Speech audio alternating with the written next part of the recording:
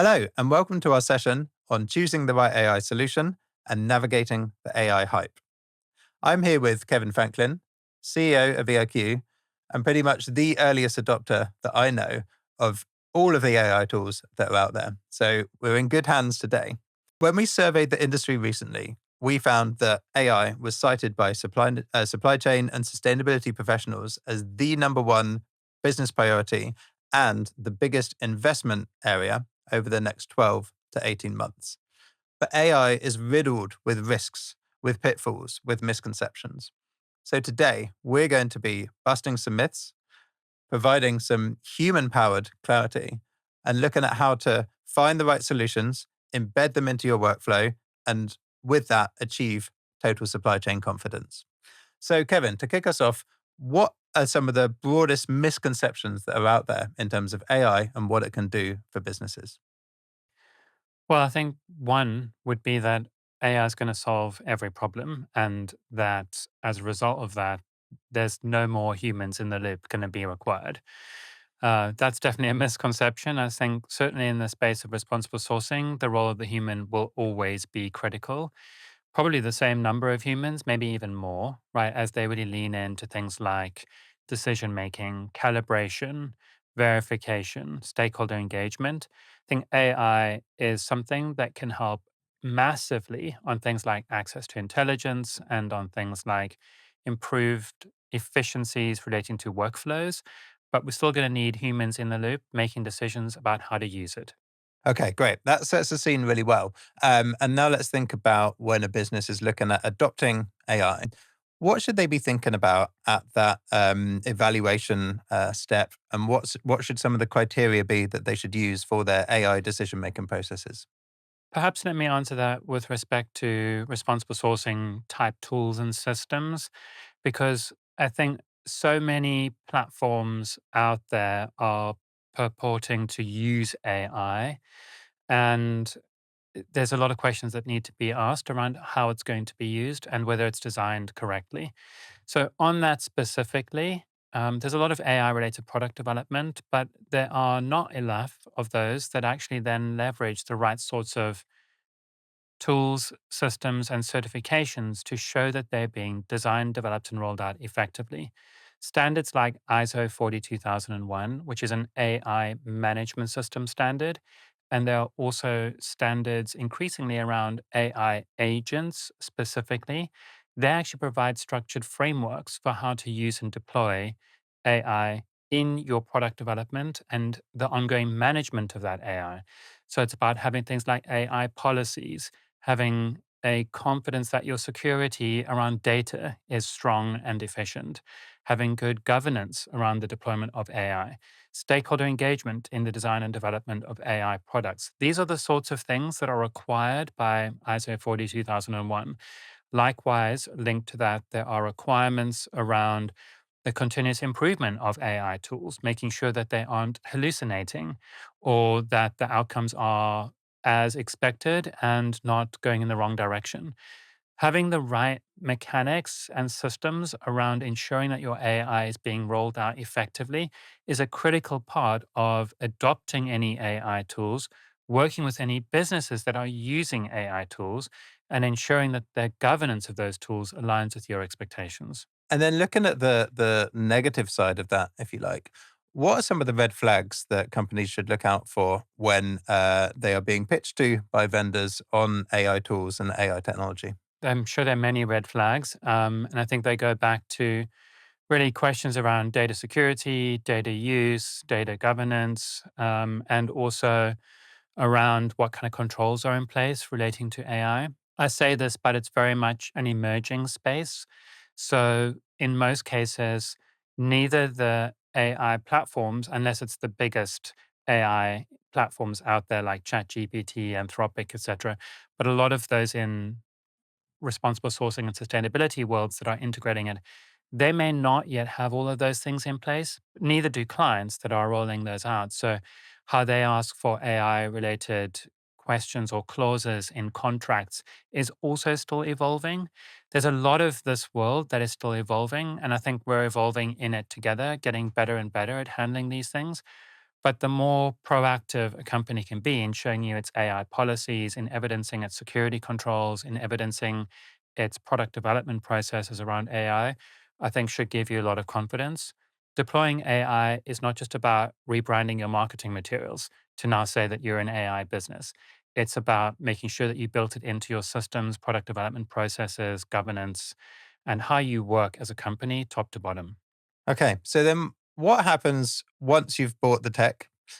What comes next? How can you ensure that you're not just buying AI, but that you're really embedding it into your workflow and thinking within our context of responsible sourcing? It's really about use cases. So the point here is you need to know what you're buying it for. Are you purchasing it for risk assessment and therefore you need really great, good underlying data intelligence that's real time and adapting and evolving and feeding into your own internal systems? Are you purchasing it to automate an audit process or to run a program or to do report review? Just there, I've given three different potential use cases for AI. Today, we tend to think of AI as kind of this big homogenous thing, but there are lots of different variants of it, all the way through from machine learning that we've already been using for things like equivalency to now generative AI that we're deploying in our AI chatbot. And then obviously the agent orientation that connects different parts of a workflow together. I think it's not just about buying a flashy word, it's about really understanding how you're going to use it and making sure that the teams in your organization are part of that decision making process and they know how it's going to impact and affect their day to days. Is AI going to fix data quality? No, and yes, would be my answer. So I think one of the sentiments that will be coming across in that survey, Andy, is the fact that today, when people receive audit reports in particular, there's a strong and legitimate hesitancy about how good that audit actually was. Despite a number of controls and industry schemes that have come into place, I think the market has become quite good at completing audits, potentially passing audits. And as a result, I think there's a lot of concern about whether X audit done at Y factory is the same as another audit or another audit that were all done at that factory. Likewise, our analysis of this data shows the same thing. It shows that there's a vast difference in the quality of one audit from another audit. Now, will AI fix that? No, it's not going to fix the audit quality. It's not going to fix what's happening on the ground directly. But what it will do is a number of things. Firstly, it will enable us to understand more systematically where there's bad data versus where there's good data. And that will occur in the context of a much bigger data environment. So, in the world of AI, we're connecting all of the data together. We are looking at the different audits that come through from different schemes or client protocols. We are evaluating the number of non-compliances at scale. We're looking at the number of zero tolerances at scale. We may be even looking at the auditors that completed those jobs. We may be looking at potentially other audit firms that have completed those jobs. And we're correlating all of that into a big, rich data set to help us understand which of those combinations is most likely to deliver the most reliable, trustworthy data. So, point one, I think it's about much better understanding data, being able to look at it at scale, and therefore to ensure that where audit data is coming in, that we can either rely more on the good data or less on the not so good data. And then the next part of this is about connecting that or triangulating that data with other data sources. So linking in worker surveys or self assessment questionnaires or grievance mechanism data much more systematically, again, to enable us to get a bigger, richer picture understanding of the data and therefore to hopefully correct for data quality issues that may already exist in our industry. Okay, I'd like to talk now about data quality. It's quite a thorny topic. And actually, when we surveyed the industry, we found that the number one data related issue for supply chains and for sustainability professionals was the quality of the data that they were inputting and working with. But then when we asked the same companies about their outlook and their priorities, only 1 in 5 said that they were going to prioritize addressing this, which I think is quite a direct suggestion that people expect AI to fix this as a kind of silver bullet. So Is AI going to solve all of our data quality issues? And if not, what do we need to do to make sure that the data that we're using and inputting is up to scratch? I think it's shifted only slightly at the moment.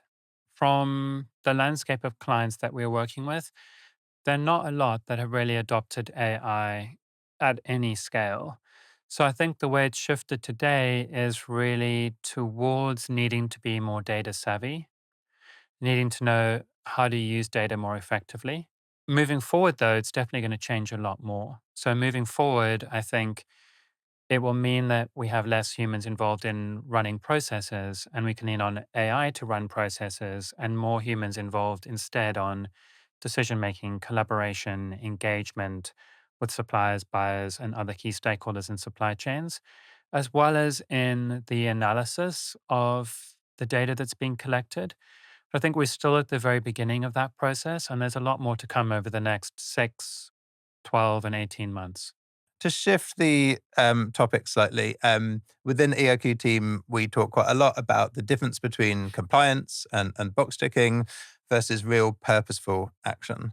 So, how can AI help here? How can it take us beyond compliance and into purposeful action? How can it really drive sustainability, drive resilience within supply chains?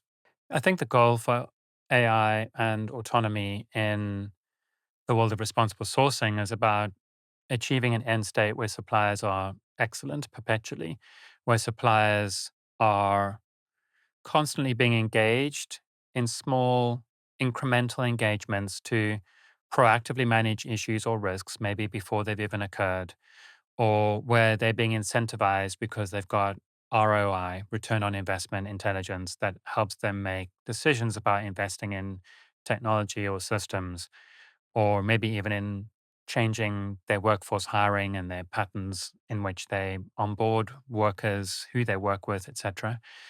So for me, AI is a really critical tool in changing the conversation. Therefore, from compliance, one which is about box ticking, the audit driven approach that we have today, to one that is incentivizing, one that is continuously learning, and one that is supporting a environment where we have suppliers that are incentivized to be constantly operating at a higher level, a level of excellence, rather than one through the compliance landscape where their performance versus your compliance criteria may be very up and down, depending on whether you're doing an audit or not doing an audit, whether you've fixed corrective actions or not. So, going back into the detail then, are there any examples that you can share of how AI has helped to uncover risks or even opportunities that traditional methods may have missed altogether? We've actually been using AI now already for a few years. In EIQ, we've been using it for equivalency. So, where we've been able to ingest multiple different audit types across different industry schemes or standards and to normalize that information around a common underlying data set. Part one. Part two, we've been using AI for Sentinel, which is our adverse media scanning tool. And we now operate that for well over 500,000 suppliers every 2 weeks to support better risk detection and to inform and improve the risk assessment process. So these are already live in place and running today for all of our EIQ clients. And they're already enabling them to better detect risks, whether it's through equivalency, standardizing and normalizing, and then applying their own ratings on top of the individual outcomes and do that at scale. Because previously they may have been trying to do that manually, but we can batch process thousands of these at a time. And then in the much more real time Sentinel adverse media intelligence. And these are two what today feel like quite simple applications of AI, machine learning in particular. They're not easy to implement and roll out. I think this is just the first step. Most of us are waiting for the next steps, which are coming with the super intelligence and the true automation of the process. But we'll talk more about that later, I'm sure. Well, I was actually about to ask you to give us your crystal ball moment, really. So, over the next 5 years, what is going to change? And by 2030, 2031, what is the AI world going to look like? And what's the broader world going to look like in terms of how it's been influenced by the progression of AI? I think it's clear AI is going to play a part in pretty much every aspect of our business lives, for sure, and a large number of the aspects in our personal lives. From a business perspective, it's going to be in finance, it's going to be in people management systems, it's going to be in buying decisions, it's going to be in producing and preparing our P&Ls, and it's going to be in supporting our ability to better understand client, consumer needs, demands, interests, assimilating and assembling data sets at scale and in ways that we can apply them to our business to drive more business effectiveness, more value for business, and more business transformation. I think just the scale of it there is overwhelming, and it's a huge opportunity. In the world of responsible sourcing specifically, we're looking at really building out an AI oriented super intelligence environment, combining our existing data with external data from clients relating to day buying decisions, day to day preferential decisions about which are the best or worst suppliers, as well as external data on things like GDP. And then other metrics could be broader national metrics around wages, etc. And then obviously the autonomous workflow, which for me is the most exciting piece, but it's going to take probably 3 years to get the autonomous workflow properly set up.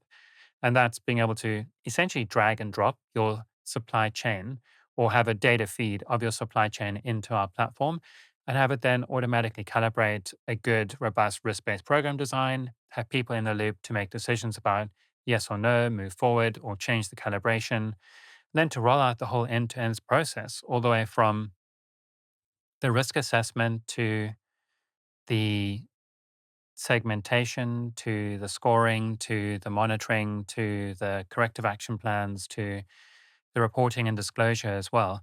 I think on that last part, the reporting and disclosure, today we have just really annual reporting around sustainability.